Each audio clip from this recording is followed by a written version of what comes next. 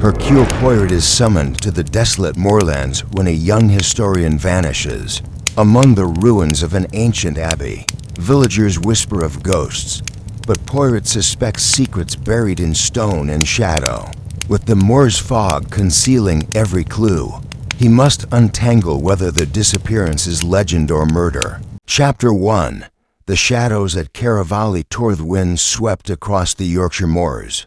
With a mournful wail, dragging mist like a threadbare shroud across the jagged granite teeth of Caravali Tor, perched upon its edge, like some relic of a forgotten age, stood the half-ruined estate of Lord and Lady Elspeth Willoughby, a manor born of Georgian ambition, and now half swallowed by ivy. Creeping damp and silence, it was into this desolate setting that the guests arrived. The invitation had promised an unforgettable weekend amidst the romance of ancient stones and high society, but the long ride from London had left most in no mood for romance.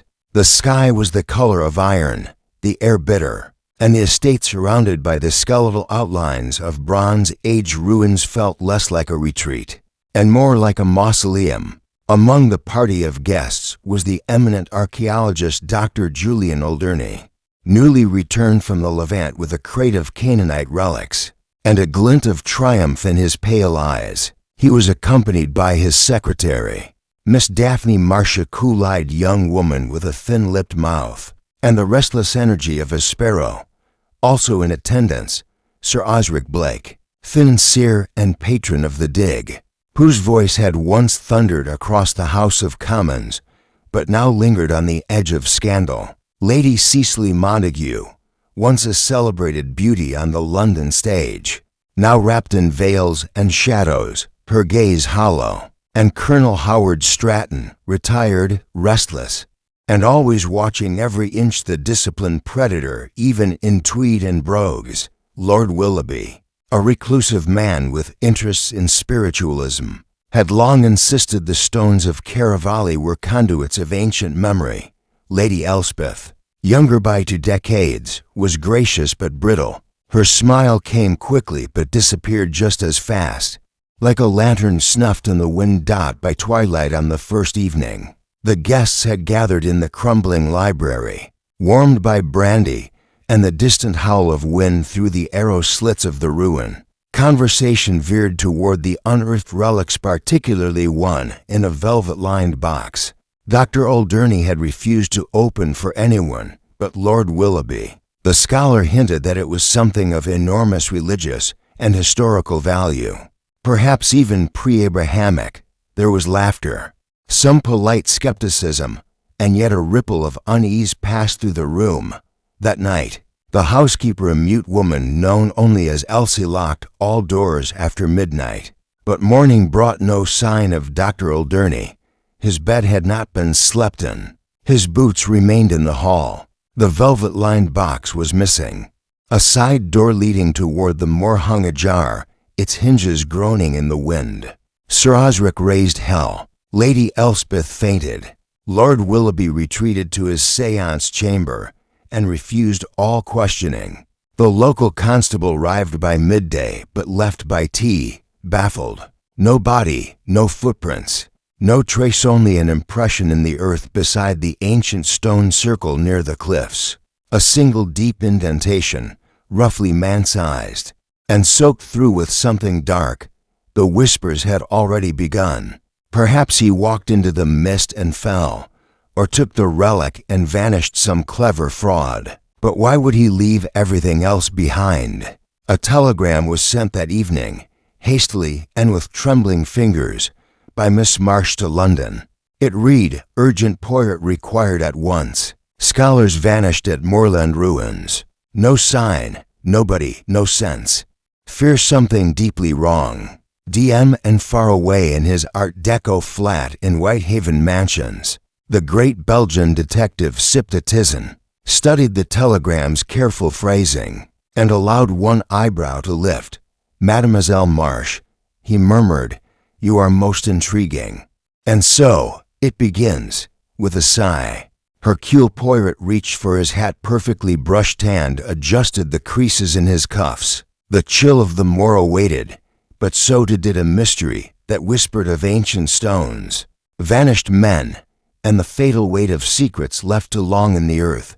He would go, and the truth nest's paws would not remain buried for long. Chapter 2. Footprints. An absinthe train wound its way north through a landscape of crag-eaters and sodden fields, its whistle a mournful cry swallowed quickly by moorland mist. Hercule Poirot sat in a private compartment, upholstered in leather and silence, with a slender valise by his side and a newspaper spread untouched across his knees. He was not reading. He was thinking. The telegram, now folded precisely into quarters, lay beside his gloves. He had reread it 3 times since departing King's Cross, not because it contained any remarkable detail it did not, but because of what it left unsaid. A man had vanished, nobody, no trace, no known motive, and Poirot, who believed above all in the order of things, found such voids intolerable. The door to the compartment slid open with a soft scrape. A young porter poked his head in. "Caravali, halt, sir." "One more stop." Poirot nodded graciously. "Merci, mon ami." Soon after, the train gave a subtle lurch and came to a stop beside a wine-bitten platform that looked more like a cattle pen than a station. A car awaited beyond the fence, a shining black Humber, too elegant for the setting. A thin woman in a wool coat stood beside it, her gloved hands clasped so tightly that the leather creaked. "Monsieur Poirot?" she asked as he approached. He inclined his head. "You must be Mademoiselle Marsh." "Yes, Daphne Marsh." She opened the car door and gestured to him in. "We've been expecting you." As the vehicle wound up the narrow road toward Caravali Tor, Poirot studied her from the corner of his eye. She was efficient in movement, clipped in tone, and held her spine like a ruler, but her left thumb tapped rhythmically against her coat, a small, nervous betrayal. "You knew Dr. Whodunit well?" he asked. "I worked with him for 3 years, she replied. "Catalogued his findings, arranged his lectures, managed the politics of funding, mostly." "Ah, yes," Poirot said. "And did he have enemies in those politics?" A pause. "I wouldn't call them enemies. Perhaps competitors. Archaeology is not as gentlemanly as it appears.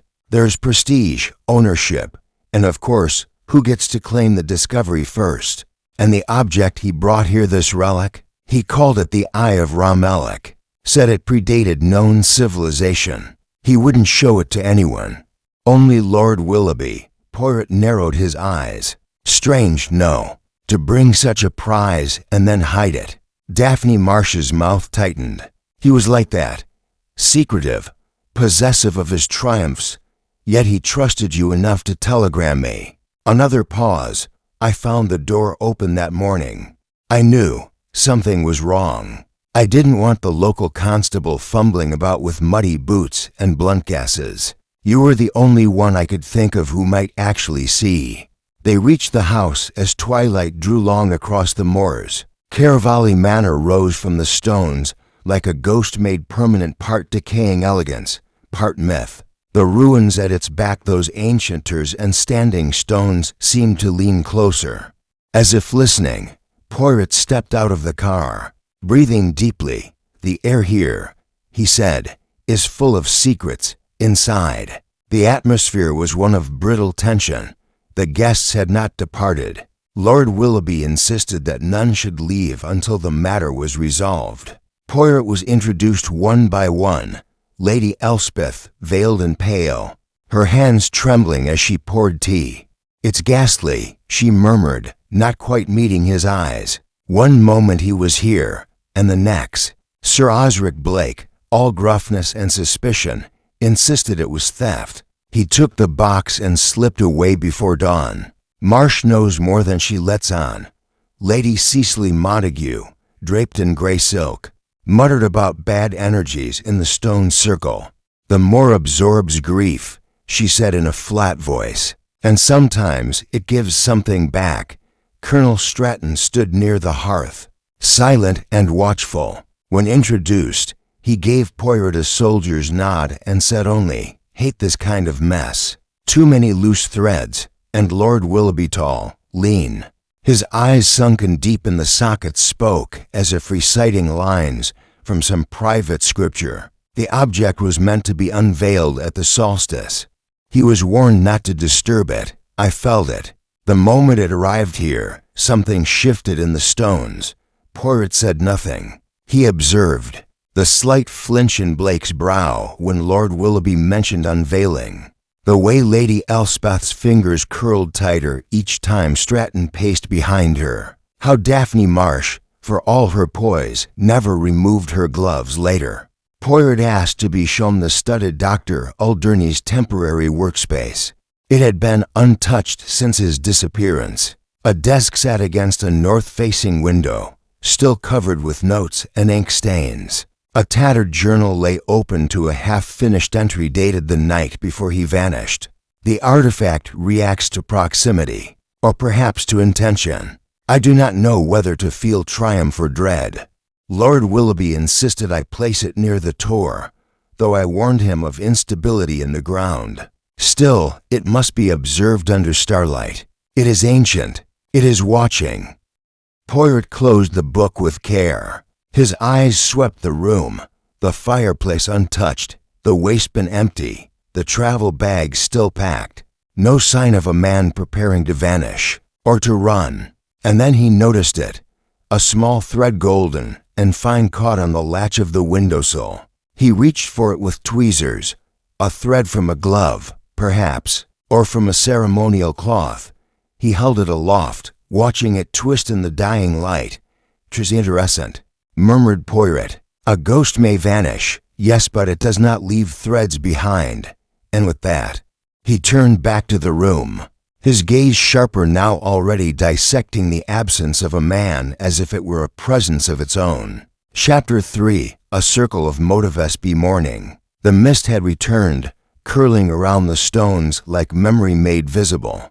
Caravali Manor, with its crumbling walls and overgrown arches, seemed even more remote, less a house, more a relic itself. In the breakfast room, the assembled guests were quiet. Teacups clinked, toast was picked at rather than eaten, and conversation was reduced to muttered civility. Poirot entered precisely at 8, his tie immaculate, his mustache untouched by the fatigue clinging to the rest of the house.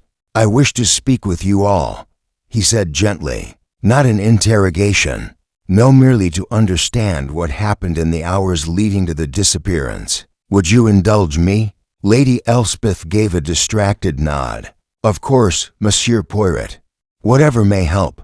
I thank you." He gestured toward the drawing room. The fire was already lit, but the stone hearth gave off more shadow than warmth. They filed in slowly, warily, as if each feared their own reflection might betray something they had not yet admitted to themselves.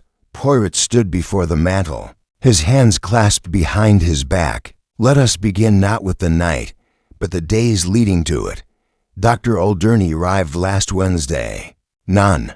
What were his moods, his interactions, his intentions?" Lady Cecily Montague, her fingers hidden beneath long gloves, answered first. "He was proud, as always, holding court about his dig-in byblos, muttering about sacred geometry and pre-Abrahamic rituals. He enjoyed the sound of his own importance.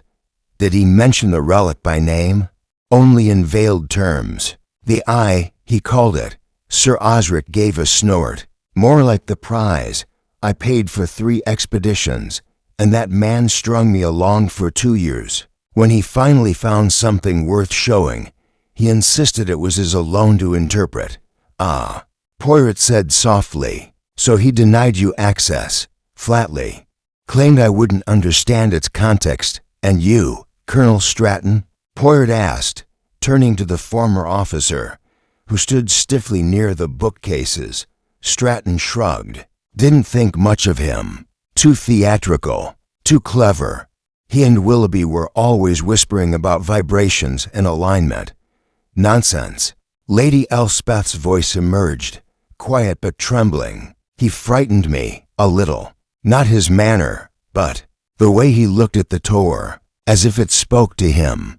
On Friday night, I saw him standing in the stone circle, holding something above his head. It glittered under the moonlight. Poirot raised an eyebrow. And this was before the disappearance? Yes, hours before. He made a note. And what of you, Mademoiselle Marsh? She hesitated. He was excited, genuinely so. I hadn't seen him like that since the Cairo symposium. But he was cautious too. Locked the object away each night, even from me. Poirot turned slightly. And yet, you were the one who summoned me. Because something about his absence didn't feel like escape. He was obsessive, yes, but he wouldn't abandon his notes, his clothes, his work. And no sign of struggle. None. No broken glass. No torn fabric. No cries were heard. Poirot steepled his fingers. So then, let us walk backward. Dr. Whodunit last seen near midnight, yes? Who saw him last? Lady Elspeth looked to her husband, who remained silent, gazing into the fire.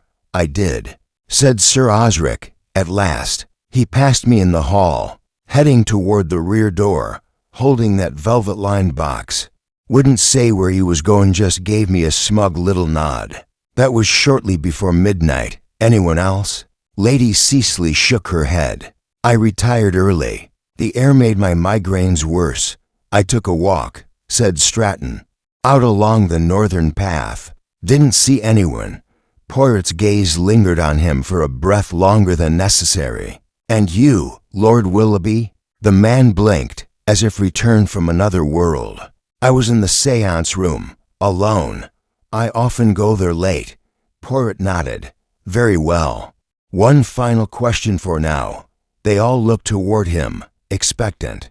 This eye, the artifact, do any of you believe Dr. Whodunit's claims that it possessed unusual properties? There was a long silence. Then Lady Cecily whispered. He said it hummed when near iron, that its patterns shifted under light. I thought it was a trick. I hoped it was a trick. But Poirot pressed. He looked like a man who was being watched by something older than himself. Poirot let the silence sit. Then he bowed slightly. Merci, you have all been most generous. As the guests drifted out, Poirot remained behind. Hands clasped, gaze still on the hearth. The flames flickered, casting warped shadows upon the walls.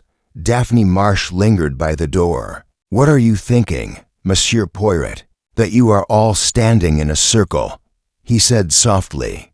And someone within it has lied. He turned and met her eyes. But do not worry. The circle is not unbreakable. And with that, he stepped into the mist-choked hall, where silence clung to the walls like dust-and secrets waited to be disturbed. Chapter 4. Poirot sets the Stagith fog rolled in thicker by the hour, softening the outlines of Caravali Manor and wrapping the standing stones beyond in a white silence. Inside, Poirot moved like a man laying out the pieces of a delicate puzzle, and hurried, precise, and quietly observant. By mid-afternoon, he had claimed the smallest drawing room for his base of operations. It was a sunlit chamber when the skies permitted, with windows that overlooked the wild sprawl of moorland. Today, the glass was gray with condensation, and the world beyond was no more than a suggestion. Poirot set out a clean notepad, placed a box of carefully sharpened pencils beside it, and arranged for labeled cards on the table. Motive, opportunity, falsehoods, and unspoken fears.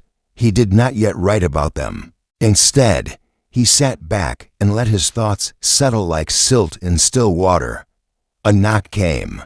It was Miss Marsh again, gloves off this time, her knuckles pink from the cold. Lady Elspeth asked if you would join her in the conservatory. She's more inclined to speak in the daylight. Poirot rose. Ah, very good. Lead the way, if you please.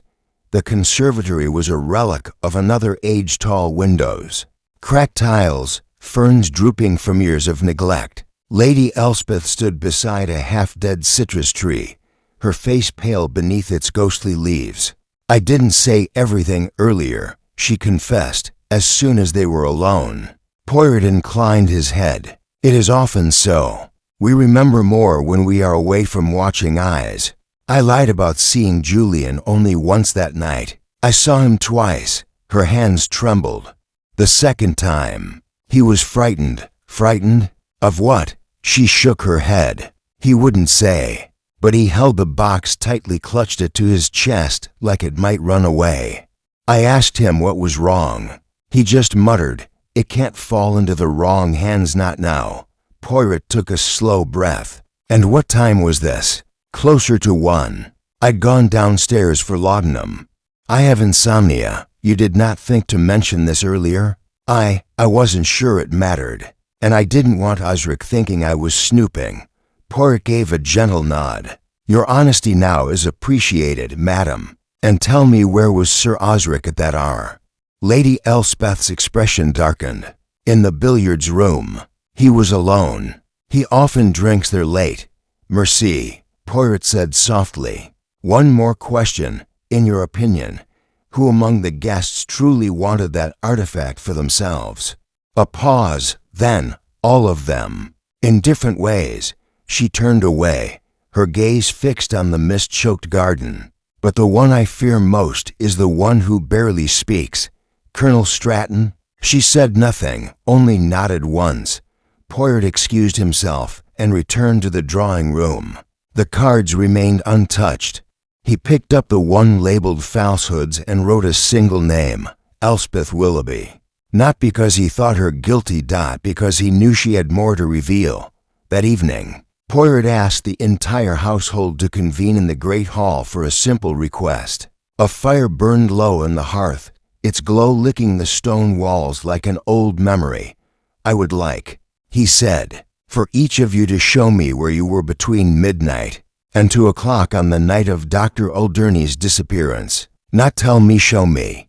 I will follow, observe, perhaps even test a hinge or two. There was grumbling. A sigh from Lady Cecily, but no refusals. He began with Sir Osric Blake. The financier led Poirot through the paneled corridors to the billiards room, where a decanter stood half full and a scorecard lay on a side table. I was here all night, played a few frames, had a drink, turned in a round 2. Poirot examined the cue chalk, fresh, but the decanter, untouched for days. The level of dust betrayed the lie. Merci, he said politely, then made a note on the card labeled opportunity. Next came Lady Cecily, who insisted she had not stirred from her room. She showed Poirot the chamber, pointed to her bedside pills, and even displayed a journal entry. But Poirot's eyes caught something else, a window latch left unfastened, and a single footprint on the inner sill. Damp earth. He noted it silently and left. Colonel Stratton walked him briskly along the northern trail. I always take a turn before I go to sleep. Military habit. I didn't see anyone that night, and I don't sleep easily enough to mistake it. Poirot stopped him near the standing stones. Where did you go exactly? Stratton pointed. Around the rear of the ruins. No further. The cliffs are treacherous. Poirot knelt, brushing at the lichen-covered stones, and found something. A small, crushed tin like the sort that held peppermints. Its lid was marked with a faint thumbprint, half smudged, but visible. He pocketed it. By the time Poirot returned to the manor, the fog had deepened, and the house seemed more ancient still. In his drawing room, he placed the tin beside the thread he'd recovered from the window latch. He sat down. Till lies had revealed themselves. One object, a peppermint tin, out of place. And now, Poirot smiled faintly, for already the shape of the truth was beginning to whisper at the edge of the mist. Chapter 5. The secrets beneath silence. Following morning began with rain, gentle, persistent, and cold, the kind that made even the moor seem to shiver. Poirot stood at the library window, his gaze fixed not on the horizon, but on the reflection of the room behind him. Something in Caravali Manor remained still. Too still. He had now spoken to each of the principal guests, walked the halls they claimed to walk, and tested the timelines they insisted were fixed, and yet the picture remained too neat, too rehearsed, and still nobody. Poirot turned from the window. The library, lined with dusty tomes on antiquity, esoterica, and mysticism, had been Dr. Whodunit's chosen sanctuary. It smelled faintly of camphor and old parchment. On the reading table, untouched since the night of the disappearance, sat a book Whodunit had requested from Lord Willoughby's personal collection. Ritual Geometry in Prehistoric Europe. Poirot opened it gently. Near the spine, a pressed paper had been inserted, not a bookmark, but a folded envelope. Yellowed and dried out inside it, a single photograph. It showed the standing stones at Caravali torn out as they appeared now, but years earlier. In the center of the ring stood a group of 5, Lord Willoughby, a younger Whodunit, Sir Osric, Lady Cecily, and a woman Poirot did not recognize. They stood shoulder to shoulder, smiling tightly. Yet one detail caught Poirot's eye immediately. A 6th figure, blurred and half out of frame, stood behind the circle, watching. The ink on the back of the photo was faded but legible. Caravali Tour, Summer Solstice -1928. Poirot frowned. 20 years ago, he murmured. The seed of a mystery is rarely planted the day it blooms. He tucked the photo into his pocket and exited toward the east wing, where he found Daphne Marsh bent over her typewriter in the guest study. "Pardon me, mademoiselle," he said softly. She looked up, startled, though quickly masked it. "Yes, Monsieur Poirot. This woman," he said, producing the photograph. "Do you recognize her?" She examined it closely, her brow furrowed. I think that's Maud Stratton, the Colonel's wife. She died years ago, didn't she?" Poirot's eyes sharpened. "Indeed? This is not widely known. She died before I came to work with Julian, but I remember the name. There was some scandal. An accident, I think. Merci, mademoiselle." He moved swiftly from the study to the opposite end of the manor. The hallway narrowed here, the stone colder. He found Colonel Stratton in the sitting room, polishing the barrel of a weathered hunting rifle. "Colonel," Poirot said, "forgive the intrusion, but I came across a photograph that includes your late wife." Stratton froze. Slowly, he set the cloth aside. "Yes," he said, voice gruff. "Maud was there. Briefly, she left the group after the solstice gathering. Couldn't stomach the rituals Willoughby insisted on." Poirot sat. "She died soon after?" Stratton's gaze grew fixed. "She disappeared. Claimed she was leaving for Edinburgh. No note, no goodbye. We assumed the worst." Poirot tilted his head. "And yet, she stands behind the others in this photograph, as though deliberately excluded." Stratton's fingers tightened. "They blamed her for something that went wrong. Julian most of all." "What went wrong?" Stratton looked up. "The night they buried something they shouldn't have unearthed in the first place." Poirot's voice remained calm. "Buried. There was a ceremony," Stratton said slowly. "Willoughby was obsessed with cycle stars, seasons, sacred alignments. He convinced Whodunit to rebury the object they'd found. Said it was too powerful, too." Unsettled, Poirot let the silence stretch. "Maud tried to stop them. That's all I know. Days later, she was gone." Poirot rose, his expression unreadable. "Merci, Colonel. You have given me much." He returned to his study and placed a new card on the table. The first disappearance, Maud Stratton. Now, the symmetry was beginning to form, to vanishings. 2 circles, one of stone, one of silence, and between them, 20 years of carefully emitted truth. That evening, Poirot dined alone, his thoughts swirling as the wind howled outside. The guests remained distant. Lady Cecily retired early. Sir Osric drank heavily in the lounge, and Daphne Marsh worked late once again. But it was Lady Elspeth who passed by his door just before midnight, leaving behind the faintest whisper as she moved through the corridor. Some things never stay buried. Poirot opened his eyes. He did not rise, but he listened. And the house old, quiet, haunted by more than wine, seemed to lean in to listen with him. Chapter 6. A voice from the stones next morning brought no relief from the gloom. The moor was hidden entirely beneath a curtain of fine rain, and Caravali Manor seemed to draw inward, its halls darker, its walls more oppressive. As though the house itself anticipated something, Poirot rose early, dressing with deliberate care. He selected a dark gray waistcoat, neatly pressed trousers, and his thick wool overcoat. The walking stick seldom used was brought out today, not for support, but for the uneven stones he intended to cross. He had asked Lord Willoughby the evening before if he might be permitted to visit the stone circle in solitude. The Lord had granted permission with an absent nod, as if such rituals were now beneath him to object to. Daphne Marsh met Poirot in the foyer, already pulling on her gloves. "I was hoping you'd allow me to accompany you," she said. "I've catalogued this site for Dr. Whodunit. You might find my memory useful."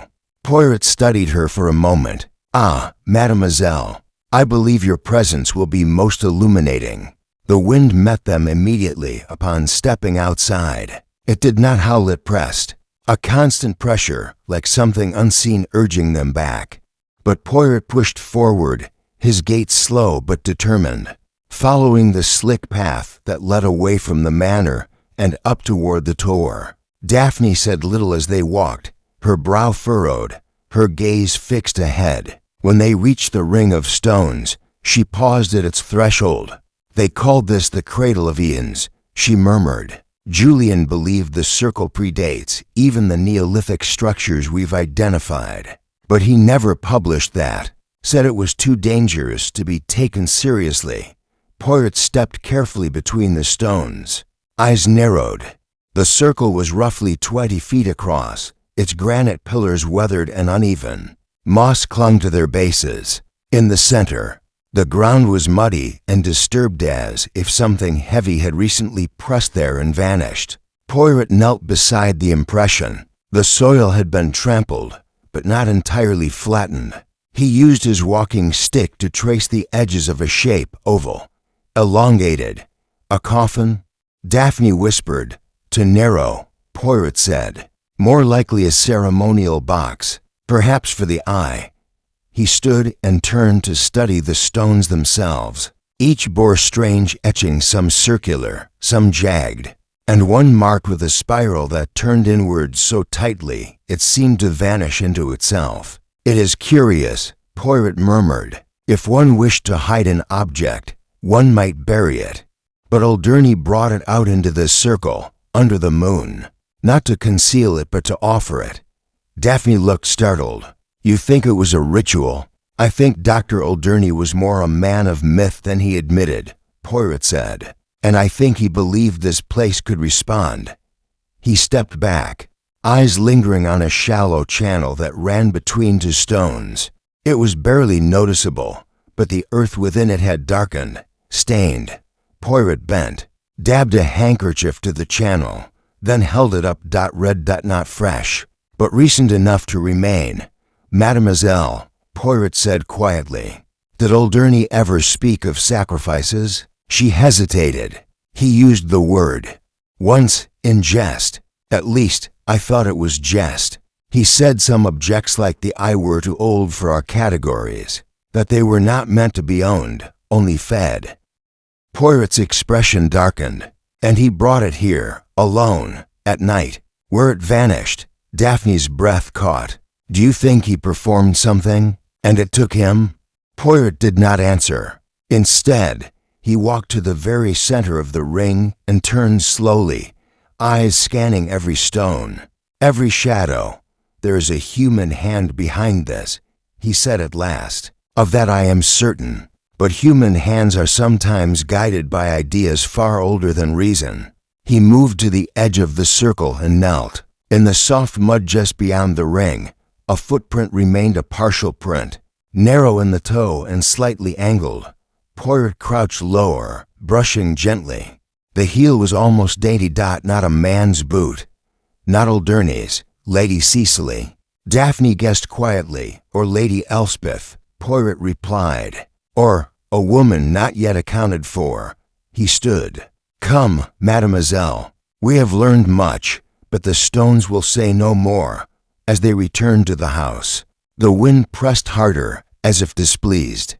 And in the distance, above the manor's silhouette, a single crow wheeled and cried out a sharp, grating sound that echoed far too long for the sky it pierced. Back inside, Poirot shed his coat, handed his damp gloves to Elsie, the mute housekeeper, and climbed the stairs not to his room, but to the old west corridor.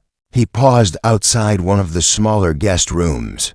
He knocked once. Lady Cecily Montague opened the door a fraction, her face pale, lips rouged to hide the tremble.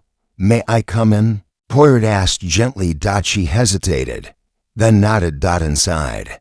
The room was dimly lit and smelled faintly of lavender and something older like damp silk. A notebook sat open on the desk beside an old theater program. On the bed was a parcel wrapped in oilcloth. Poirot's eyes went to it immediately.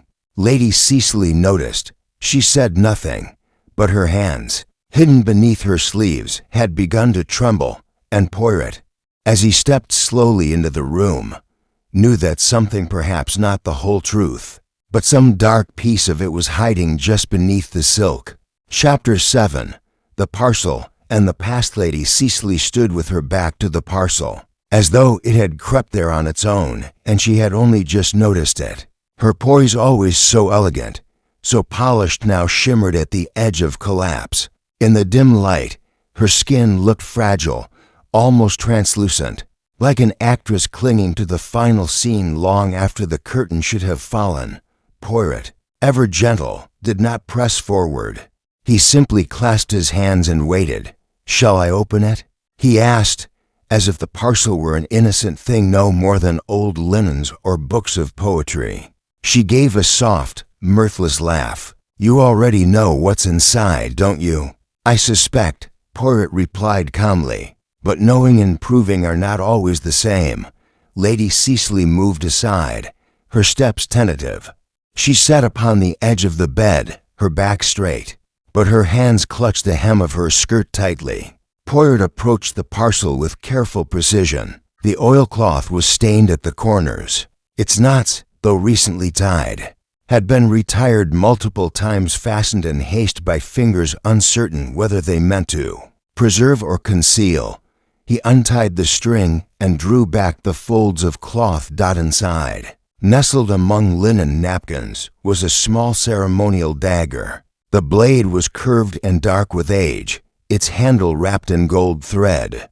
In its hilt, a faint sigil to interlocking spirals echoed the designs etched into the stones of the Tor. Poirot's brow furrowed. A ritual blade, he said softly. Lady Cecily nodded, slowly. It belonged to Whodunit, or rather, he claimed it was from the Levant. He brought it out the first night we arrived, said it had once been used to seal oaths between Earth and God. He was always saying things like that. Poirot returned the dagger to its wrappings. You kept it. Why? I found it the morning he vanished, tucked behind the fireplace in the library, wrapped in his scarf. She took a slow breath. I didn't want the others to know. I feared what it would suggest, that you had taken it. Poirot asked gently. She shook her head. No, that he had used it. On himself, perhaps, or someone else. Poirot's gaze was steady. Do you believe Dr. Whodunit is capable of violence? No, she whispered, but I believe he was frightened of something he couldn't name. And sometimes fear makes a man seek control through ceremony. Poirot sat across from her, hands folded. You and Whodunit, were you close? She flinched. Not as the others thought. We had history, yes, years ago, but he was no longer the man I had known. This last year, something had shifted.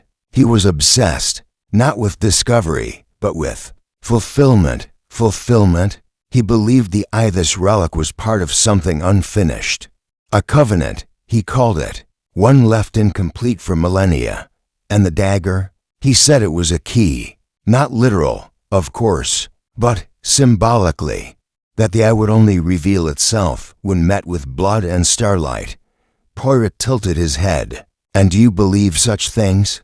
Her eyes flicked toward the parcel. I believe men can convince themselves of anything when they need to. A silence settled between them. Poirot let it breathe. Then he rose. You must leave the blade with me, he said. Not to accuse, but to protect. For now, it is simply a piece of the puzzle, no more, no less. Lady Cecily gave a slight nod. Do you think he's dead? Poirot paused. I think, he said slowly, that someone wanted us to believe he is.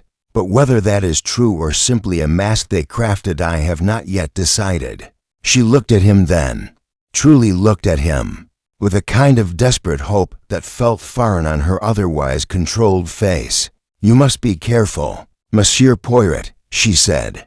You're not playing with reason here. You're trespassing in belief. He bowed slightly. I tread carefully, madam, but I will not lose my footing. Poirot returned to his study. Placing the dagger into a velvet-lined box he kept locked for personal artifacts. With it, he set the crushed mint tin, the golden thread from the windowsill, and the photograph from 1928. He stood back and studied the objects. None of them are conclusive. Each of them whispers dot, and yet, when arranged together, they began to hum not with sound, but with implication. Poirot made a new card and labeled it, The Covenant Theory. He was about to sit when a soft knock came. It was Elsie, the housekeeper. Her eyes wide, she held out a folded scrap of paper. Poirot opened it. A torn page from Whodunit's notebook, missing until now, written and slanted. Hurried ink. It moved again. The eye is not inert. It responds to intent. I fear someone else knows. I hear them in the corridor at night. Not footsteps, whispering, as if the stones themselves have learned how to speak again. Poirot stared at the paper for a long moment. Then he turned, crossed to his desk, and adjusted the cards. Falsehoods, opportunity, motive, and now intent. Somewhere within this house, intent had become action. And what vanished in moonlight might soon return beneath rain. Chapter 8. A second silence. Manor creaked with the wind that evening, a subtle, living groan that drifted through hallways and under doors, as if the house itself were shifting in discomfort. Poirot, ever attuned to silence, sat motionless in his study, rereading the torn page recovered by Elsie. It responds to intent. The phrase lingered like smoke. Whodunit had feared something or someone, yet had made no attempt to flee. That suggested a confrontation he expected, or one he initiated. But if he had intended a ritual, why the secrecy? Why the vanished relic, the hidden blade, the absence of blood? Poirot stood abruptly and crossed to the mantelpiece, where a clock ticked with stubborn rhythm. 9:04. The guests would be scattered by now, some reading, some drinking, others pretending to sleep. He would start with Sir Osric. The lounge was warm, perfumed with brandy and cigar smoke. Sir Osric stood at the window, peering into the mist. A glass trembled in his hand. Poirot approached quietly. Good evening, Sir Osric. Blake didn't turn. Can't sleep. The house is too damned noisy. That wind, it's like it circles the place.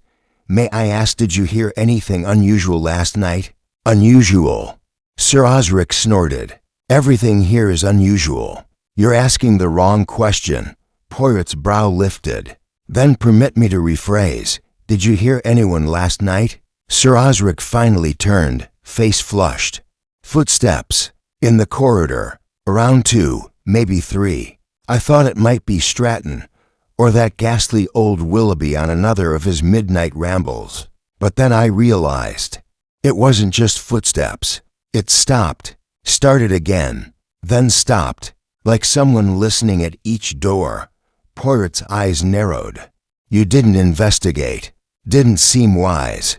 And frankly, I've been followed before. In Parliament, by journalists, by colleagues.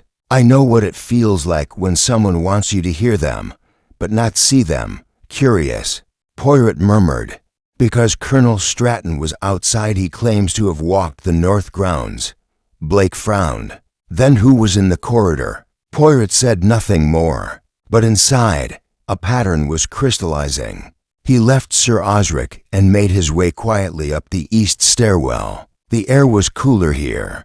The stone is less forgiving. Near the servants' wing, the corridor narrowed and twisted, a design inherited from older architecture, when the manor had been partially built atop the remnants of something even older. Halfway to the linen store, Poirot paused. There, a creak. He turned and saw nothing, but a faint trace of lavender hung in the air. Lady Cecily? He crept forward. A door stood slightly ajar. Not her room, nor Marcia's. It was a rarely used guest room, the one Whodunit had first been given before he moved to the library suite. Poirot pushed the door gently. Inside, darkness reigned. A narrow bed, undisturbed. A fireplace long cold. And upon the bedside table a single object that did not belong. A cracked phonograph record. Poirot bent to examine it. No label. Just a faint etching in the rim. Hymn of the Hollow Star. He lifted it carefully, tucked it in his coat, and made for the main hall. Before he reached it, he was intercepted by Daphne Marsh. She looked breathless, her cheeks ruddy from haste. "Monsieur Poirot, have you seen Colonel Stratton?" Poirot blinked. "Not since yesterday afternoon." "Why?" "He's gone," she said, voice dropping. "His room is empty. No clothes, no boots. Even his shaving kit is gone." Poirot's expression darkened. "And no one heard him leave?" "Not a soul. I checked with Elsie, and with the gardener. He didn't go out the front. But one of the rear cellar doors was unbolted." "Show me." They descended into the undercroft of the manor, where the old storage rooms curved into the hillside like ribs. The air was thick with damp stone and rot. Daphne led him to the far corner, where a heavy oak door hung ajar. Poirot examined the ground. Mud. Leaves, the faint imprint of a boot heel. "Colonel Stratton," he murmured, vanished into the fog like Whodunit before him. Daphne looked pale. "Do you think he's run? Or something worse?" Poirot straightened, eyes cold. "Neither. I think someone wants us to believe the circle of disappearance is growing." He looked back at the door. "But I no longer believe these vanishings are spontaneous. No, mademoiselle. They are staged, controlled." He tapped his temple. "Premeditated." Above them, the wind howled again, followed by the unmistakable crash of a window somewhere in the house. Poirot looked up toward the ceiling. "Come," he said, turning on his heel. "The curtain is rising, and someone backstage is preparing their next act. But this time, Hercule Poirot intended to be seated front and center." Chapter 9. The music in the dark broken records sat on Poirot's table beneath the lamplight. A warped crescent of black shellac etched with a name that sounded more like a riddle than a title. "Hymn of the Hollow Star." The detective turned it gently in his gloved hands, noting the hairline fractures that split the grooves like veins in old marble. He had no intention of playing it yet. First, he needed to know who it belonged to. And why it had been left in the very room Whodunit abandoned. He went to the drawing room where Lady Elspeth sat quietly with a knitting basket she never touched. She seemed not to notice his approach until he was beside her. "Lady Elspeth," Poirot began softly. "Forgive me, but I must ask, do you know this?" He held out the record, carefully wrapped in cloth. She looked at it for no more than 2 seconds before color drained from her face. "Where did you find that?" "In a room no longer in use. It was Whodunit's first guest suite." "Did it belong to him?" She hesitated. "No, it was mine." Poirot's expression did not change. "Then why was it hidden there?" I gave it to him," she said, voice barely audible. "Months ago, during a dinner at the Royal Society." He asked if I had any recollection of the music that used to play here before the renovations. I mentioned this one. It was composed for my great-grandmother's funeral, local, dreadfully obscure. He begged to borrow it.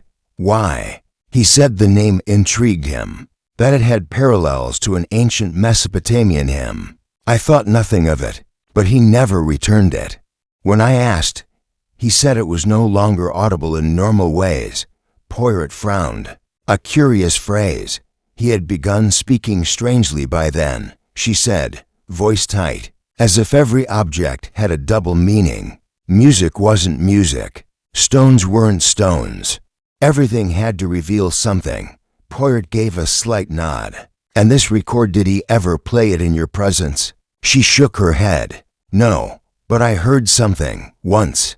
Very late, a humming. Like static behind a wall. He had been in the study for hours. I assumed it was the gramophone. Poirot wrapped the record again and tucked it under his arm. Merci, madam.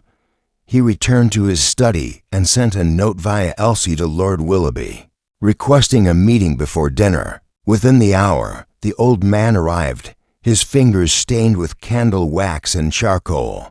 Smelling faintly of dried herbs, you wish to speak? He asked, voice slow and fragile. Poirot gestured for him to sit. You hosted a gathering here in 1928, summer solstice. The others were Presental Durney, Stratton, Cecily, Osric, and your wife. Willoughby's eyes did not blink. Yes, Poirot held up the photograph. This was taken during that gathering. But there was a sixth person on the edge of the frame. A woman, watching. Maud, Willoughby said at once. Maud Stratton. She arrived uninvited. Came to retrieve her husband, I believe. Something happened that night. Willoughby said nothing. Poirot pressed on. A ritual, one not everyone agreed with. And soon after, Maud Stratton disappeared. She interfered, Willoughby said coldly. Julian wanted to seal the eye beneath the circle, to keep it dormant. She opposed it, said it wasn't ours to control. When the others returned to the house, she was gone, no trace. None, but I saw Stratton's hands, scraped, bleeding. He never explained. Poirot let the silence settle before leaning forward. And now he is gone, too. Willoughby's lips curled into something between a frown and a memory. So it begins again. No, Lord Willoughby. It continues. Someone has kept this cycle alive.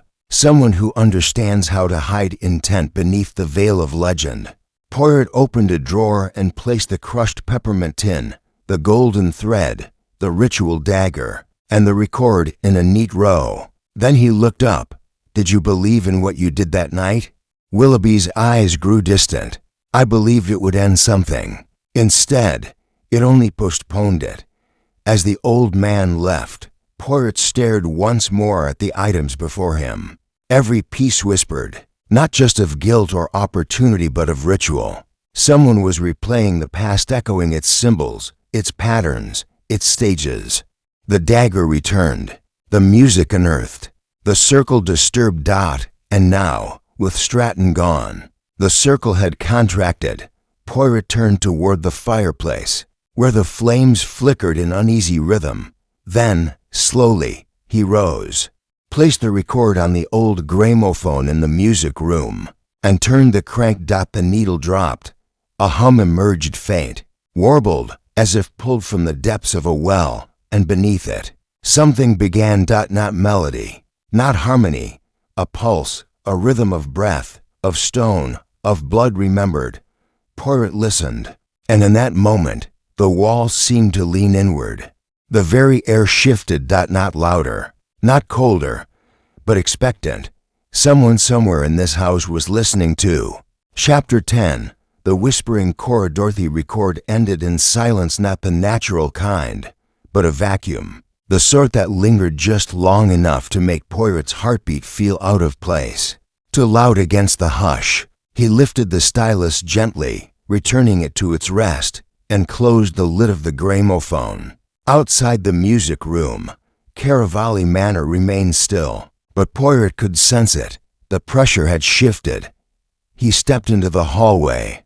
The corridor stretched before him, lit only by sconces flickering with gaslight. The shadows cast by their flames moved oddly as if they followed a rhythm, not their own. Poirot walked slowly, ears tuned for the slightest sound, and then he heard it soft, breathless, a whisper. Not words yet, not wind either. A presence brushing along the edge of hearing. It came from the far end of the corridor, near the ancient spiral staircase that descended into the manor's oldest foundation, the original cellar, carved directly from the hillside stone. Poirot followed. Each step felt quieter than it should have been. The manor seemed to listen. As he reached the stairwell, another whisper rose, this time clearer, like the breath of a voice between syllables. He froze. From below came the creak of a floorboard. Not an echo, a footstep. Poirot descended.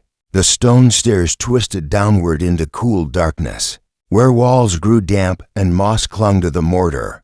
Like lichen on a grave. The cellar beneath Caravali had long been abandoned for modern storage elsewhere in the manor. This space had once been part of the medieval foundations used for root vegetables, wine, or perhaps more clandestine purposes. Poirot reached the bottom and paused. A faint light glimmered down one of the side chambers. He moved toward it and stopped just short of the doorway. Inside stood Daphne Marsh. She was alone, barefoot, holding a candle that cast her long shadow across a carved stone altar embedded in the wall. Her eyes were closed. Her lips moved, but no sound escaped. Poirot watched. He did not interrupt. Her hand brushed the stone surface gently, like a pianist preparing to strike the first chord. Then she leaned forward and whispered something into the surface, something she seemed not to expect a reply to. But the air shifted again.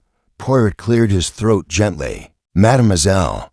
Daphne flinched and turned sharply, the candle nearly falling from her hand. Her face was drained of color. "Monsieur Poirot, I apologize," he said softly, "but I had to see for myself."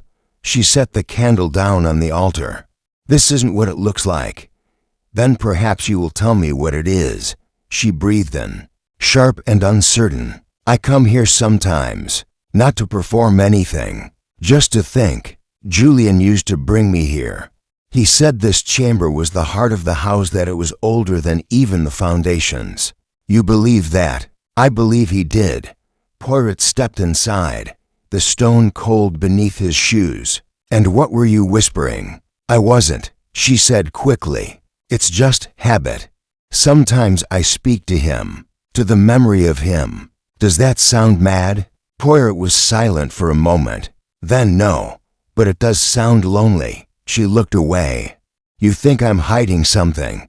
"I think everyone here is hiding something," Poirot said calmly. "Some conceal guilt, others grief, but one of you conceals intent."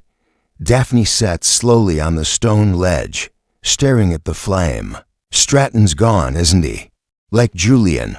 Poirot nodded. "Yes, do you think it's connected?" "I think it's deliberate." He paused. "And I think you know more than you've said." She hesitated, and then her voice dropped. "Julian wasn't planning to disappear. He was planning to reveal something. He said the eye wasn't just an object, it was a doorway, a hinge, and that once it was placed in the center of the stones, everything would change." Poirot's eyes narrowed. "Did he say when?" She looked up at him. The night of the full moon. Poirot felt a chill ripple down his spine. "Which is tonight?" They both turned toward the candle. A low vibration seemed to hum through the stone. Not loud, but constant. Poirot turned. "Come, we must return to the others." They ascended together, quickly now, the oppressive air of the cellar seeming to cling to their backs. At the top of the stairs, Poirot paused. A shadow moved down the far corridor, too quick to identify, too slow to be dismissed. He turned to Daphne. "Tell no one of what we spoke." "Not yet. Tonight, there will be truth, but only if the players believe they are still unseen."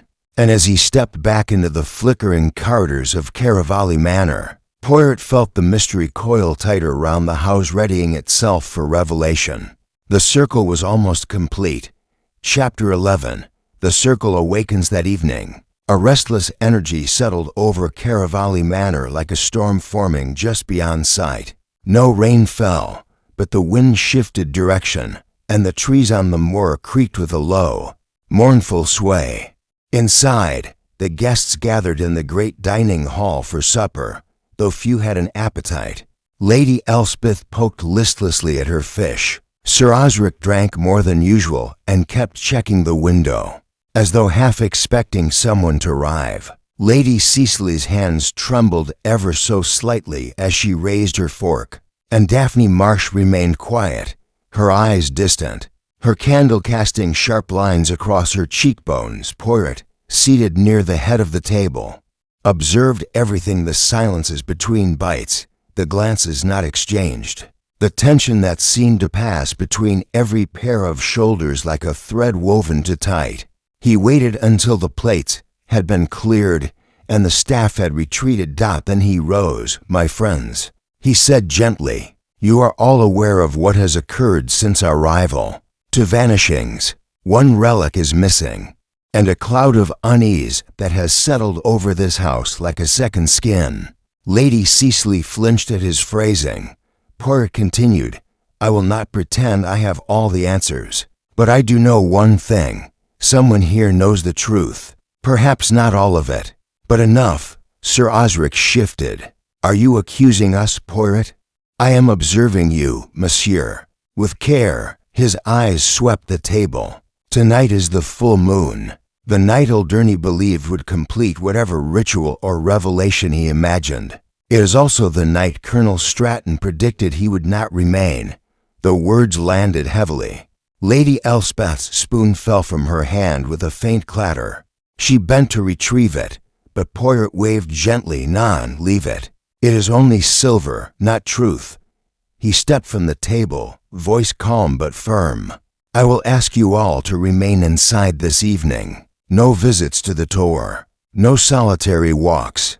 I will be watching and listening." He turned to leave, but not before casting a final look toward Lady Cecily, who sat rigid in her chair, her eyes fixed not on him but on the distant window, where the full moon had just begun to rise. Later that night, Poirot moved like a silent conductor through the manor's upper corridors.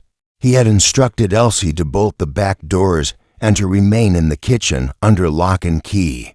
Daphne Marsh had agreed to stay in the study and assist with the arrangement of notes from Whodunit's recovered journal. Willoughby was supposedly in the séance room, once more his sanctuary.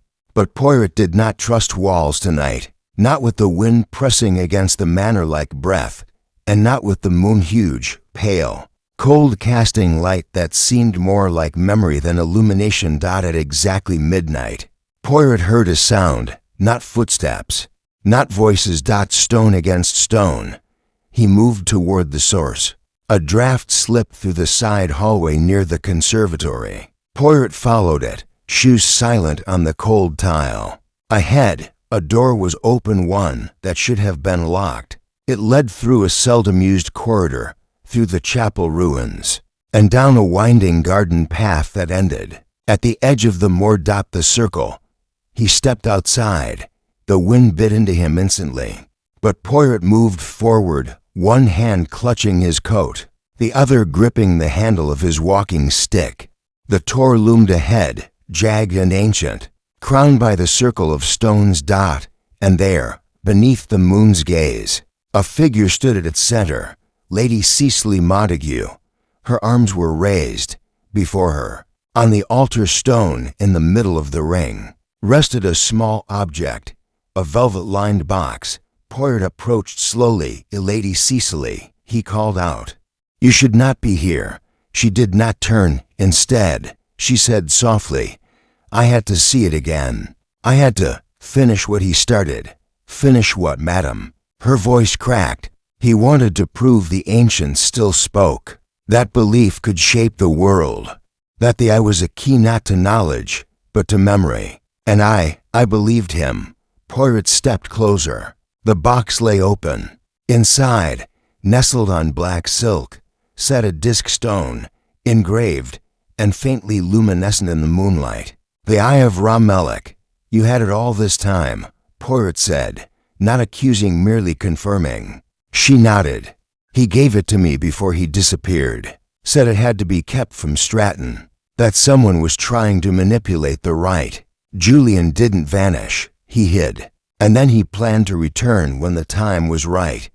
Poirot's voice lowered. And was he going to return tonight? I thought he would. I thought this would bring him back. She turned, finally, her face streaked with tears.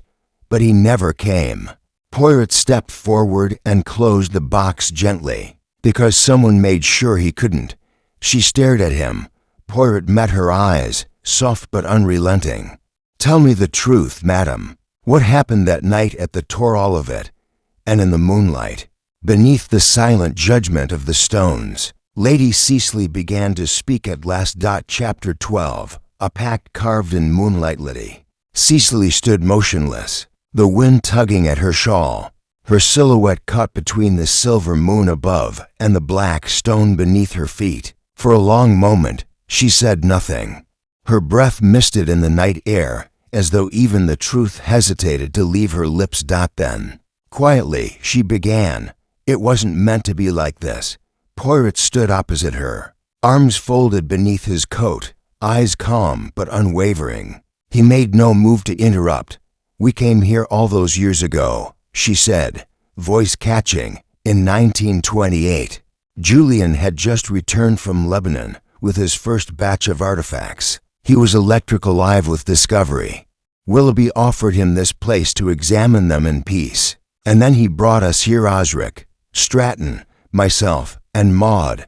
She glanced at the altar stone. The eye was different, not just old. Alive, he said. He believed it resonated with intention, that it could reveal truth if approached with the proper ritual. It all sounded like madness, of course, but there was something about it, its weight, its warmth. When you held it, it felt as though it were holding you back. Poirot's voice was quiet. And so you performed the ritual. We tried, Cicely said. We were all skeptical except Julian and Willoughby. Stratton played along. Osric laughed through it. But Maud was frightened. She said it was wrong. She argued with Julian, tried to destroy the altar stone with a hammer. There was a struggle. Her voice broke. She fell, or was pushed. I don't know. But she struck her head on the stone. There was blood, and then nothing. Poirot's breath drew in slowly and steadily. And you buried her. Cicely nodded. Julian said no one would understand, that it would ruin all of us, and that if the eye was buried too sealed in the stone ring, its influence would fade. And did it? For a while, Cicely whispered. But when he unearthed it again last month, it was as though it had waited. It hadn't been dormant, only patient. Poirot stepped forward. And the others, did they agree to keep the secret? Cicely laughed bitterly. We signed it. Julian wrote out a pact. 5 signatures. 1 death. 1 silence. That's how he described it. Her voice faltered. But then he changed. He said he could hear it, that it was calling to be revealed. He wanted to repeat the ritual, this time alone. On the full moon. Just like tonight. Did he tell you everything? Poirot asked. Did he warn you of the danger? She shook her head. He told me enough. Enough to make me remember what we did. Enough to make me think maybe if we completed it properly this time, it would undo the first.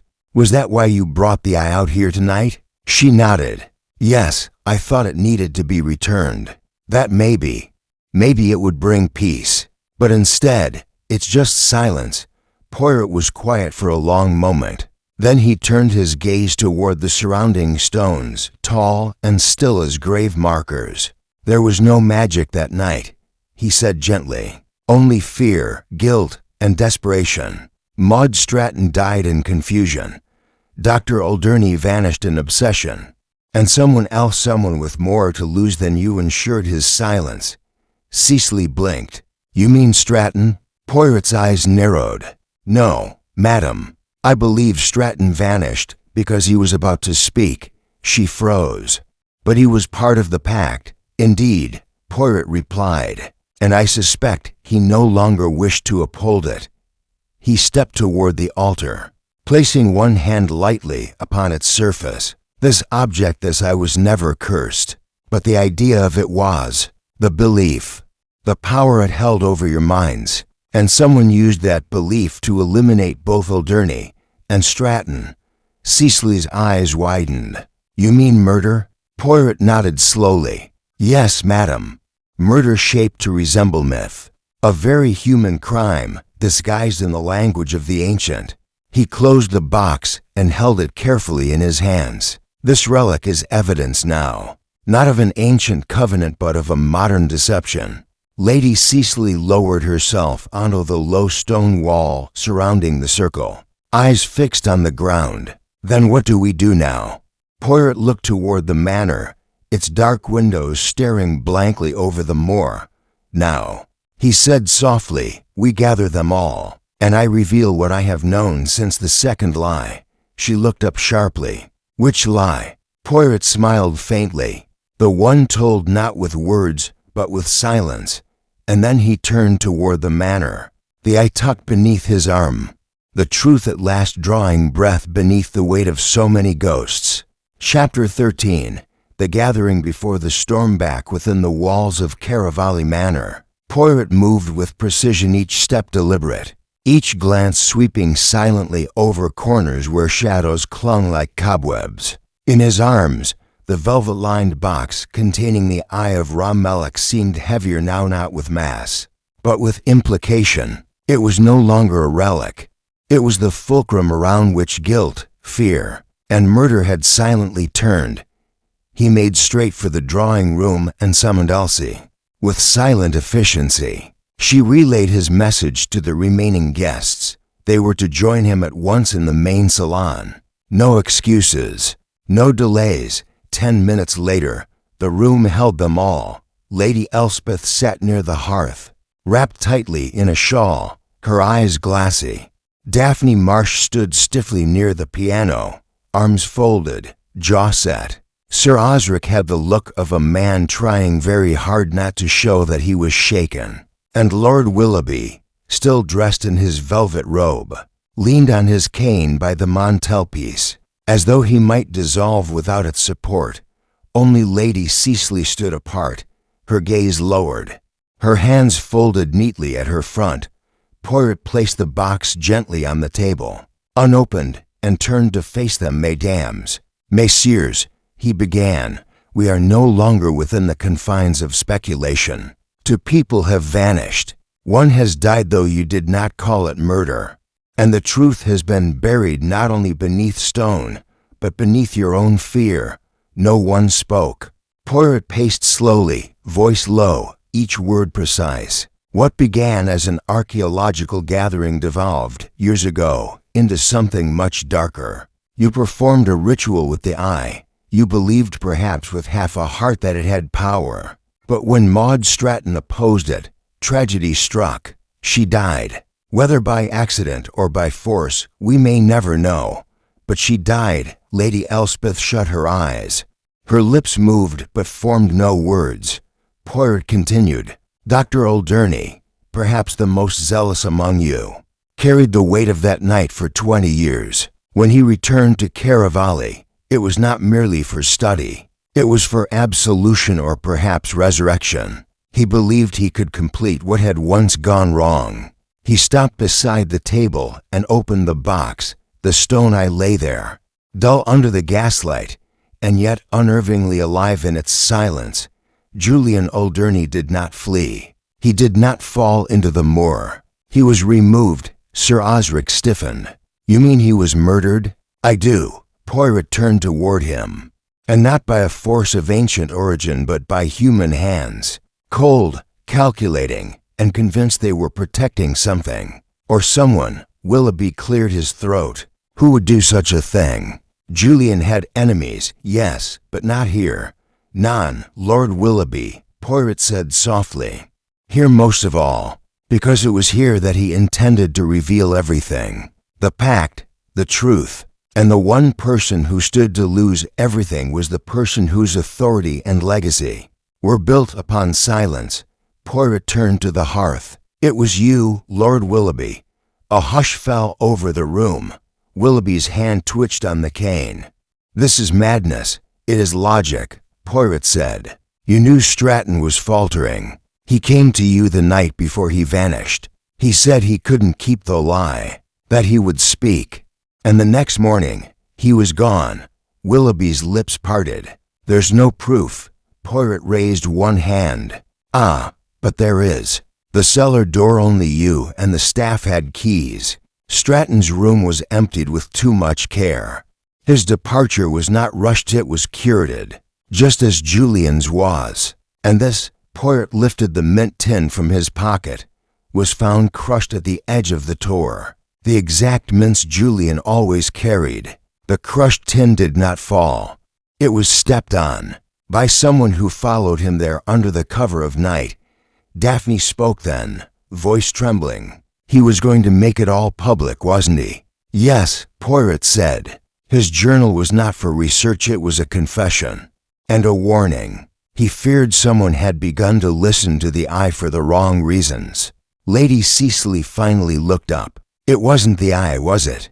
"Not really. It was just guilt, fear, Poirot said. "And now that fear has grown teeth. Two disappearances, both silent, both tidy. And only one person benefits from preserving the pact and controlling its interpretation." Willoughby's voice, when it came, was hoarse. "You think I'm a murderer? I know you are an orchestrator. Whether you struck the blow, I cannot yet say. But you lit the path and ensured no one would return." Poirot closed the box. "You thought of yourself as a guardian, but all you preserved was rot." The silence in the room deepened. Poirot stepped back. "In the morning, the authorities will arrive. I suggest none of you leave." Sir Osric sat heavily in a chair, stunned. Lady Elspeth wept quietly into her handkerchief. Only Willoughby remained still, like a portrait refusing to flake. And as the storm began at last to break outside, rain falling in soft, rhythmic sheets, Poirot turned away. The eye had been closed, but the truth had begun to open. Chapter 14. Threads that lead to shadows. The rain deepened overnight. Not a violent storm, but a steady downpour that soaked the earth and softened the moor paths into glistening veins of mud. At Caravali Manor, the windows rattled softly, and the corridors, once filled with whispers, were now sunk in a silence thick enough to touch. Poirot sat alone in the drawing room at dawn. A fire burned low in the grate, its warmth pushing back the morning chill. Before him on the table lay the eye, still in its box, surrounded by the scattered remains of the case, the torn journal page, the peppermint tin, the golden thread, the dagger, and the photograph from 1928. Every object had spoken. Eventually, and yet Poirot remained unsettled. Willoughby had not confessed, not in words, but his silence the night before, his rigid posture, and the shadow of fury behind his eyes, all of it had confirmed what Poirot already knew. Guilt lived in that man's bones still. Something remained unresolved, to clean, to symmetrical. The disappearances had been perfectly arranged Alderney's, then Stratton's. Each man was eliminated quietly, without blood, without witness. The sort of vanishings that required not only knowledge of the manner, but careful planning and flawless timing. Poirot frowned. Willoughby was intelligent, yes, but he was not careful. Someone else had made the arrangements. Someone meticulous. He looked again at the objects, and his gaze lingered on the glove thread. It had come from the study window where Alderney's scarf had been left. Caught, and it was fine, delicate, not from a man's glove. He reached for the thread, held it to the firelight, and watched the way it shimmered faintly. Silk, a woman's glove. He stood quickly. By mid-morning, the house had begun to stir. Daphne Marsh was in the study. arranging the notes she'd been compiling for the constables Poirot had wired for. She looked up as Poirot entered. "I thought you'd gone out," she said quietly. "I did not sleep," he replied. "I have been thinking about Julian, about the glove." She stilled. "The glove." Poirot stepped closer. "You see, mademoiselle, Julian was afraid. But not of the eye, not of the ritual. He was afraid of being silenced. And he left signs, as men do when they feel death close." He withdrew the golden thread from his pocket and laid it on the desk. From a glove. Not Julian's, not Willoughby's. From someone with access, with motive, and with the discipline to erase a man without bloodshed. Daphne didn't move. Her fingers hovered above the notebook. Poirot's voice softened. "You were devoted to him. I admired him. You believed in his work. But you saw what happened to Maud, didn't you? You read the old pages. You understood the cost." Her eyes slowly lifted to meet his. "He was going to destroy it," she said quietly. "After all those years, after all that discovery, he was going to burn the journals. Say it had all been a mistake. You killed him," Poirot said. Not accusing, only confirming. Daphne's face did not change. "I stopped him," she said. "He was unraveling. He would have dragged us all into disgrace. The grant money, the research, the reputation. I tried to convince him to delay, but he wouldn't listen." Her eyes glazed slightly, the memory taking her backward. "He told me to leave that night, that I wasn't needed anymore. So I followed him. To the tour?" "No," she said. "To the lower cellar. He planned to lock the eye there and throw the key into the marsh. He said it needed to be forgotten again." Poirot's brow furrowed. "And Stratton?" She hesitated. "He saw me return from the hillside the next morning. He said nothing at first, but I knew. I could see it in his face. He'd guessed what had happened. And so you planned his disappearance, too." Daphne Marsh took a long breath. "He wanted to go to the police. But I convinced him to wait one day. Just one. Then I arranged everything. The bag, the boots, the door bolt. And then, I didn't kill him," she said. "He left. I walked across the moor. I didn't follow. But you let him vanish," she nodded. "Yes." Poirot looked down at the golden thread once more, the softest of betrayals, and then folded it away. "You loved him," he said. "I did," she replied. "But he didn't love me. He loved the eye, the story, the glory. I was just a scribe." Poirot gave the smallest of nods. He turned, walking slowly to the door. At the threshold, he paused. "You understand," he said. "I cannot allow this to remain in silence." "I know," she whispered. As he left the room, she returned to her notebook, lifted her pen, and wrote one final line. "The truth is always heavier than the stone." And the house, at last, began to exhale. Chapter 15. The last echo at Caravalethi stormed past with no fanfare. By late afternoon, the rain softened to a mist and then ceased altogether, leaving the moor slick and steaming under a sky of discolored pewter. Caravali Manor, its ancient stones darkened by the downpour, stood hushed as if it too was exhausted by revelation. Poirot stood in the upper gallery, overlooking the drawing room below. The house was nearly quiet. Elsie moved discreetly through the halls, removing decanters and clearing unused teacups. Sir Osric had retreated to his quarters, reportedly in a state of collapse, whether from drink or shame, none could say. Lady Elspeth had gone to bed early, declining supper with a weak wave of the hand. Lady Cecily sat alone in the conservatory, staring at the grey light filtering through the glass like fogged memory. And Daphne Marsh had not come down at all. Poirot descended the staircase slowly, his thoughts running clean as clockwork now. There were no more riddles to parse, only consequences to be acknowledged. That he entered the study once more. Daphne was seated at the writing desk. She had not moved since he'd last seen her. The golden thread lay on the blotter, coiled like a finished thought. Her expression was neutral, her eyes clear. She looked at him as if expecting this exact moment. "I've finished the transcript," she said quietly. Poirot tilted his head.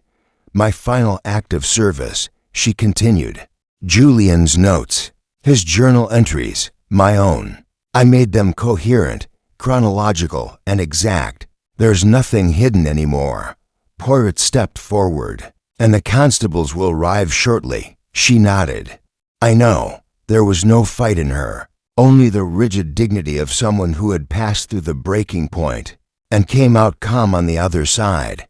"I did not mean to become part of the myth," she said, almost wistfully. "But it has a way of swallowing you, doesn't it? Once you believe a thing has meaning, it becomes too precious to lose even when it begins to rot." Poirot said nothing. There was no condemnation in his gaze, only solemnity. "Stratton would have forgiven me," she added, her voice quieter. "I think that's why I couldn't.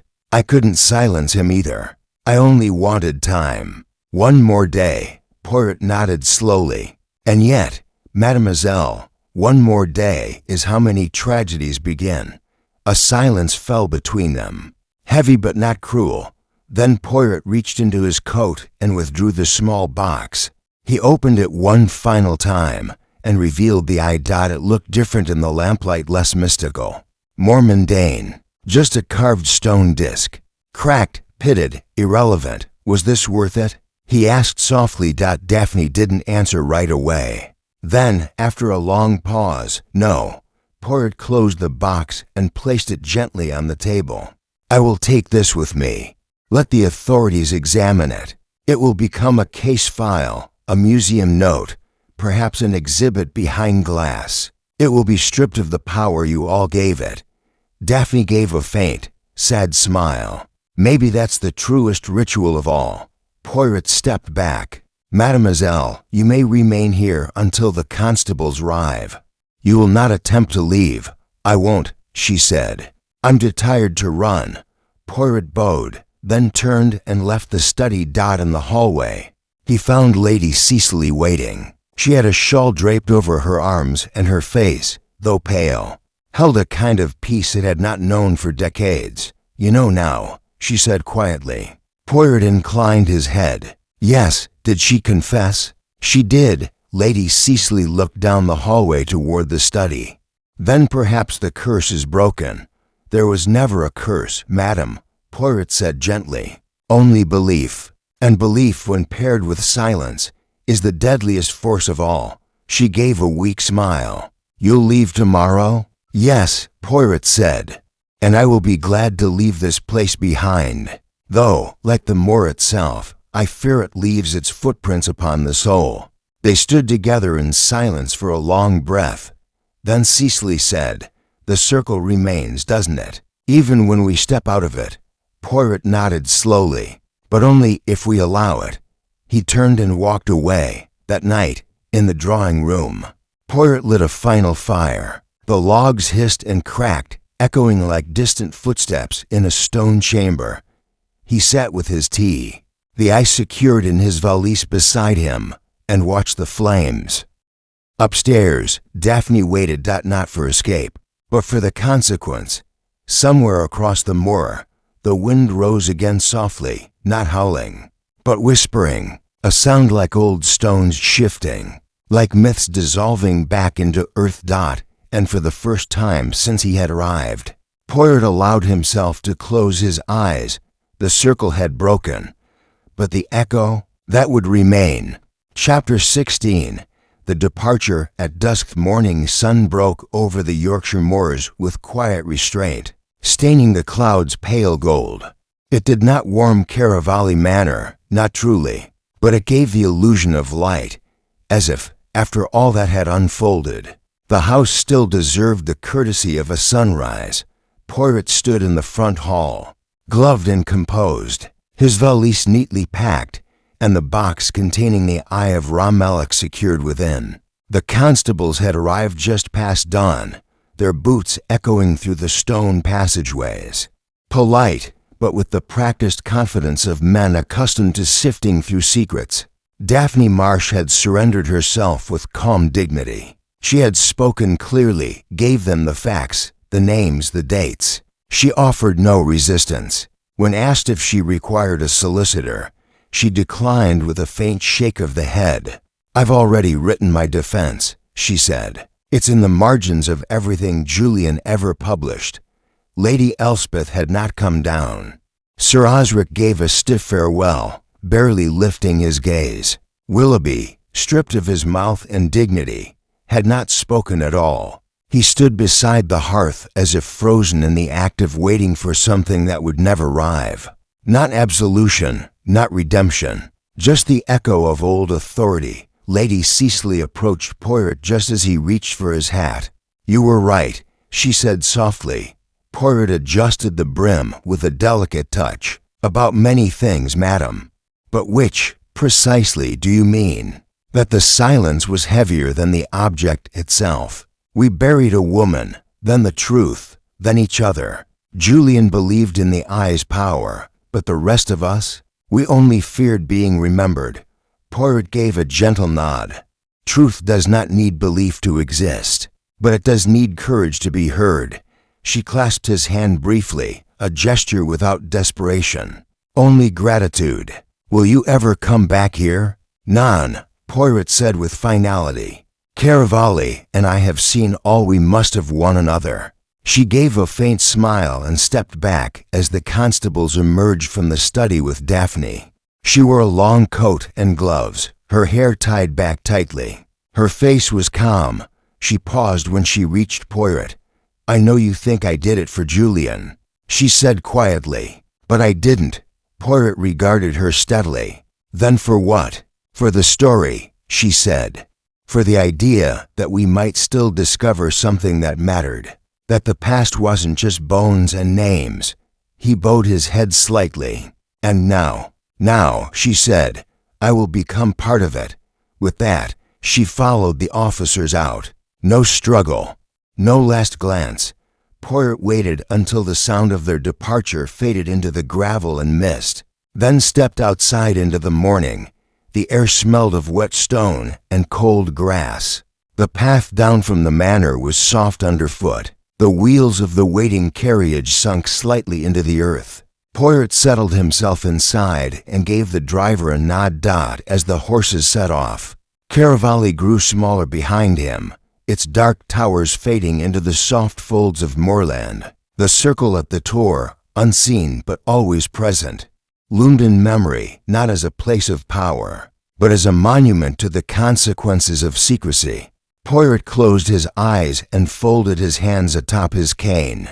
This case had not offered him the satisfaction of a courtroom drama, nor the simple clarity of motive and means. It had been layered, blurred by myth and memory. The crimes had been quiet, the victims marked not by blood but by silence. And yet, the truth had emerged, as it always must, not with triumph, but with gravity. Caravalli had not needed a detective. It needed a reckoning, far behind. In a room now vacant, a curtain stirred in the wind from a cracked window. On the desk, Daphne's final page remained open, her handwriting neat, unwavering. History does not begin when we dig up bones. It begins when someone dares to say aloud what was buried with them, and with that. The house once again fell quiet, but this time, it was not secrecy that filled its halls. It was the aftermath. Chapter 17. The ink that could not fade. 12 weeks later, in a small reading room at the British Museum, Hercule Poirot sat alone, the eye of Romelech resting in a protective case beside him. Gone was the damp chill of Caravalli, replaced by the dry, scholarly silence of polished wood and filtered sunlight. And yet, the stone still carried a weight not measured in ounces. Across the table sat Dr. Maxwell Crane, curator of Near Eastern Antiquities, flipping through Julian Alderney's recovered journal. His fingers moved with reverence, but his brow remained furrowed. "It's incomplete," Crane murmured. "Half notes, references to unverified rituals, symbolic geometry." He wasn't documenting an object, he was descending into it. Poirot nodded slowly. A descent which cost him his life. Dr. Crane closed the book carefully. What will become of it? The stone. It will be studied. Then catalogued, Poirot said. Its myth reduced to footnotes, its danger diffused by logic. Do you believe it held any real power? Crane asked, unable to hide a flicker of curiosity. Poirot did not answer at once. He reached into his pocket and removed a folded slip of parchment. The torn page Whodunit had hidden away, the one that had spoken not of symbols or stars, but of fear. Of whispers, I believe, Poirot said finally, that the mind is capable of conjuring many terrors when fed belief and silence in equal measure. Crane offered a small, academic smile. So it was all psychology? Poirot looked at him, eyes steady. Is there anything more dangerous? The curator leaned back. You're not publishing, I assume. No, some truths are not for the public. They are for the grave. Poirot stood, collecting the case, the journal, and a sealed envelope he would deliver later to Scotland Yard, a final summary, signed in his meticulous script. As he left, the sound of his shoes against the museum's marble floor echoed faintly. He did not look back. Caravali was finished. Its story, sealed not by the eye, but by those who had tried so desperately to control its meaning. But Poirot knew this. There would always be another circle, another relic, another myth. The danger would not come from the object itself, but from those who believed it could speak, and those who silenced others to make sure it never would. Chapter 18. The Circle Colossus of Earl. Days after his visit to the British Museum, Hercule Poirot sat once again in the comfort of his London apartment at Whitehaven Mansions. Outside, the city hummed with the soft rhythm of late afternoon, the clatter of hansom cabs, the distant cry of street vendors, the whisper of wind against window panes. Inside, all was still. He had declined all invitations for dinner. The fire was lit, the curtains drawn. Before him lay a single letter, unopened, sealed with a red wax stamp bearing the crest of Caravali Manor. He had received it that morning. He stared at it for a long time. When he finally opened it, he unfolded the page slowly, his fingers gentle with its weight. M. Poirot, I do not write to seek forgiveness. That would be foolish. What I seek is simply to record the truth in my own hand, so it may be remembered not as myth, but as choice. I killed Julian because I believed his silence was a betrayal, and yet now I see the greater betrayal was mine, in thinking the truth was ever mine to guard. He sought to reveal what we buried, but I sought only to preserve the illusion that there had been nothing buried at all. Maud's ghost did not haunt us. Our cowardice did. The eye was only a mirror. It showed us what we feared to see, and what we had already become. Thank you for giving the story an ending. D.M. Poirot folded the letter neatly and placed it into a drawer lined with others. Confessions, goodbyes, echoes of solved cases that lingered like perfume on an empty scarf. Then he rose and walked slowly to the window. The world beyond bustled, oblivious to ancient stones or forgotten rituals. And yet, he knew, somewhere in the countryside, Caravali stood still, its circle untouched, its silence now honest. That was enough. He had not only solved a crime, he had broken the spell that silence cast. And with that, Poirot smiled faintly, adjusting the cuffs of his sleeve. The case of the disappearance at the Moorland ruins was closed, not with a bang, but with truth, and truth, he knew, would always outlive the myth.